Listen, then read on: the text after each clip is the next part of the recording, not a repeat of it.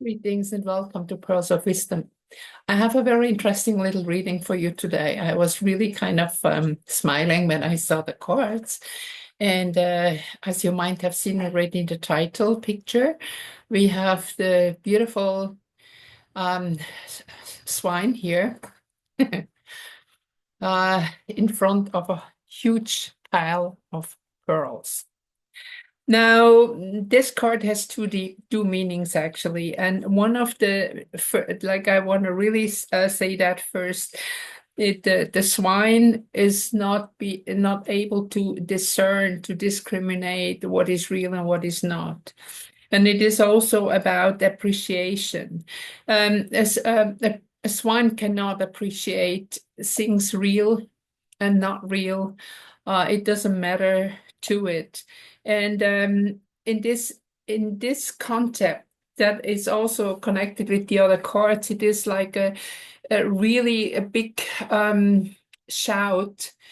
Be careful in the moment what you are doing. Learn to discriminate again and learn to see what is real and what is not. We have many ways to deceive people today, a lot of videos and stuff that are out there, even in the so-called disclosure community or alternative media community, are not real. So it needs a lot of information, a lot of also feeling. And if you are familiar, for example, with the kinesiology, this is a tool to really help you to feel and to see if it's real or not. At least for me, it does. I can use it. Maybe some of you can also use the pendulum, but be careful that there are no emotions involved because the pendulum reacts a lot about emotions too. So we have the traditional meaning of a pig that we have today is not suitable also for appreciation. No way a swine can appreciate something.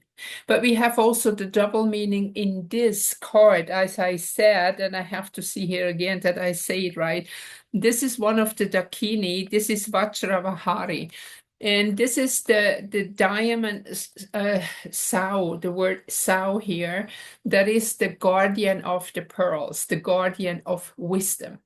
So in ancient tradition, in old traditions, we can see that we had, but it was more like the wild boar and not the succulent piggy that people eat today. But it is like she is the guardian of wisdom. And she is the one who defines wisdom. And you know that also sometimes in fairy tales you can read stories about how she defends her youngs and how she defends places. Now, the next card here with the tongue. The tip of the tongue is one of our most sensitive points to flavor. Also, if you burn your tongue, and you might have experienced that, it's really bad. It really hurts. So that we can do that, we need to learn again to feel into the flavor of what is around us. And this is about refining the senses. Now, what I have seen myself and hear also from many others, that they are kind of lost and kind of wondering, what the heck am I doing here? People and that kind of lose the sense to this reality, but it's not this reality, it's the old reality, and we're still in transition into something new, but we are not there yet completely. So this is the kind of confusion, and I hear people say, what the hell am I doing here? I always have a feeling I'm wrong, or I forget things, or I planned this morning to this and that, and then suddenly 100 other things are on the list, and I cannot do what I wanted to, or losing things. When you lose things, then it's just a sign that you don't need it anymore. So let go. It's also like, for example, if I told you before that in the moment a lot of people are transitioning into another reality because the gate that was kind of harvested souls into the lower matrix of the false matrix for that kind of reincarnation cycle is not there anymore. So many choose to go. So please, please let them go. Don't try to hold them back. I see people who do all kind of savior stuff in the moment. It's not the time. So learn to refine your senses. Learn to see what is really important in the moment. Tune into the energy. Tune into, also look at it. What is a false and what is a real pearl? Learn to discriminate. And this is the way through.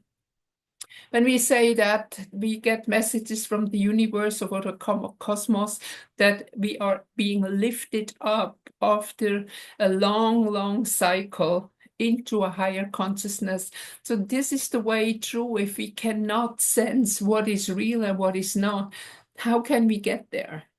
It is not possible to move into a higher consciousness if we are not completely rooted in ourselves.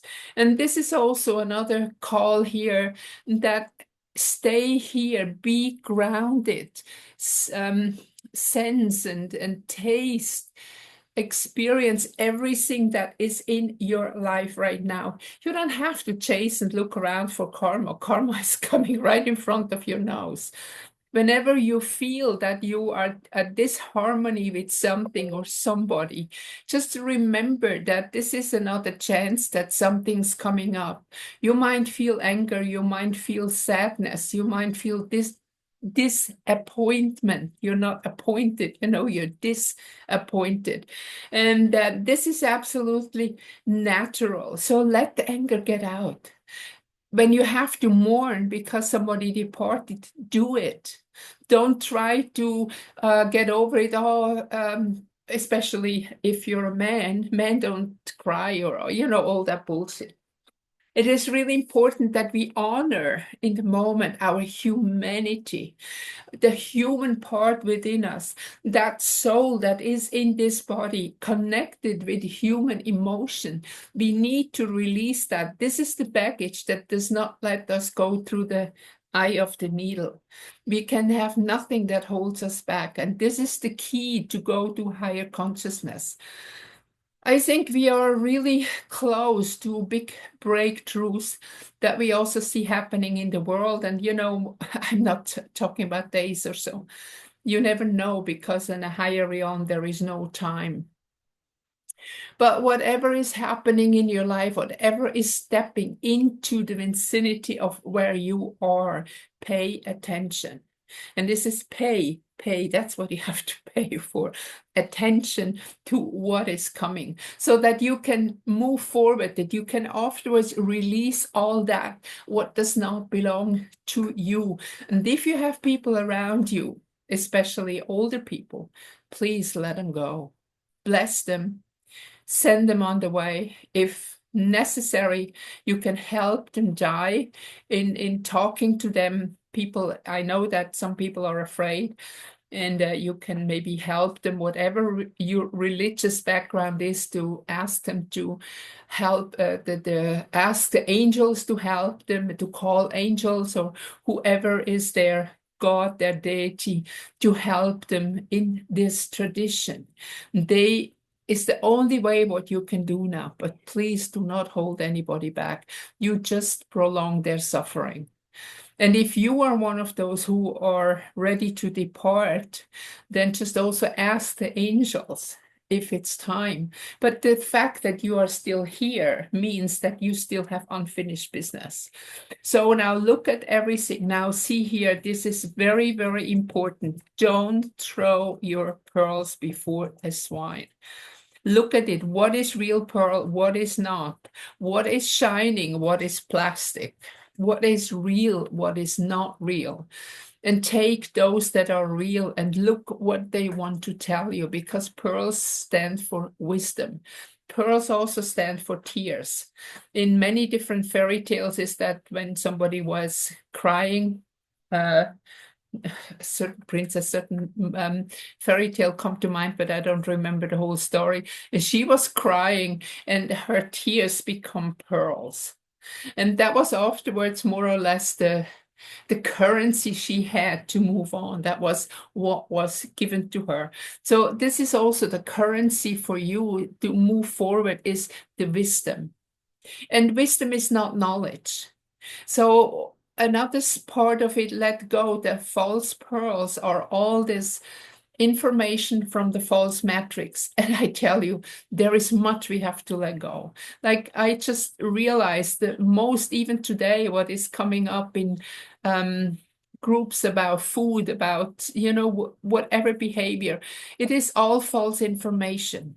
And we have to be very, very careful to find real pearls and find out really what we have to do. And I have actually just lately learned, and I can put that in my group afterwards. The most important thing is that we are in harmony with our body. And many of you will have symptoms in the moment or pain, and this is because the body is healing and transforming into a different energy. Now, it is very important to trust the body and not to run immediately to a doctor and take all kind of chemical allopathic medicine that prevents the real healing. Healing might be a bit painful, but when you are in contact with your body, then that can help. And I read that kind of affirmation to you now. I honor my body, this wise, worn, radiant vessel. It speaks and I listen.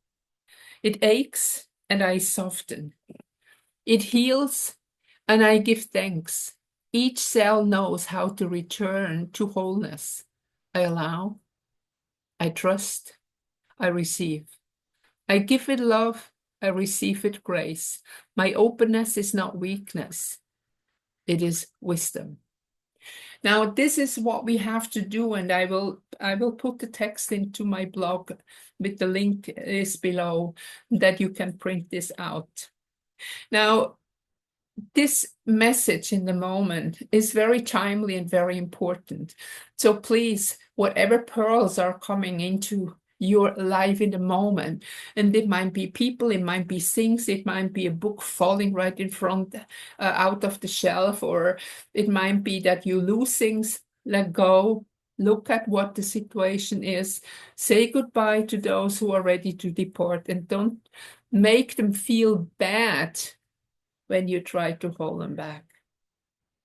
I hope that helps to understand the quality of time better, and I see you again in my next reading, which will be a moon reading. Bye-bye.